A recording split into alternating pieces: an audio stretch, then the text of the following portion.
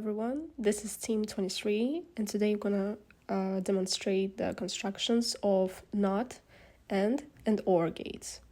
NOT gate is when the output is the opposite of the input. So when the input is 0, the output is 1 and vice versa. It means that when we push the button, the light turns off, but when we release the button, it turns on again. So in order to explain the construction itself, the first component that I want to mention is resistor, for precaution reasons, as resistor limits the current from flowing too much into the transistor or other components, protecting them from damage. Then there is a transistor that works as a switch in the NOT gate. So it completes the circuit itself. When we push the button, it activates the transistor and the current flows between the emitter and collector. Then it travels through resistor 2, LED, light diode, and then falls to the ground. That's why the output is low. Then we used jumper wires in order to connect the input to the output, the transistor, the resistors as well, so the power supply could be transmitted and it could complete the circuit. So as you can see, when we push the button, the light turns off, and when we release the button, it turns on again.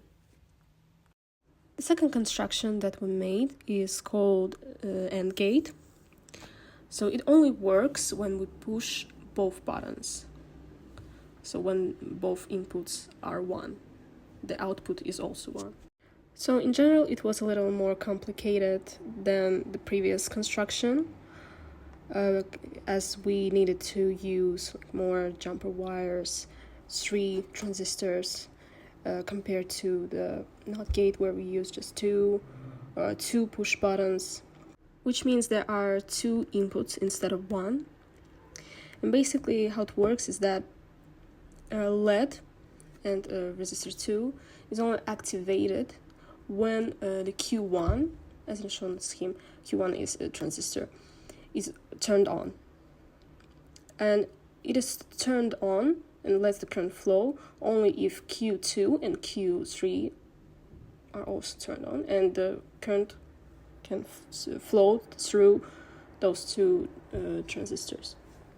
Therefore, when we push either of those buttons, as it is demonstrated in the video, it activates either Q2 or Q3 transistors, but it does not activate the Q1.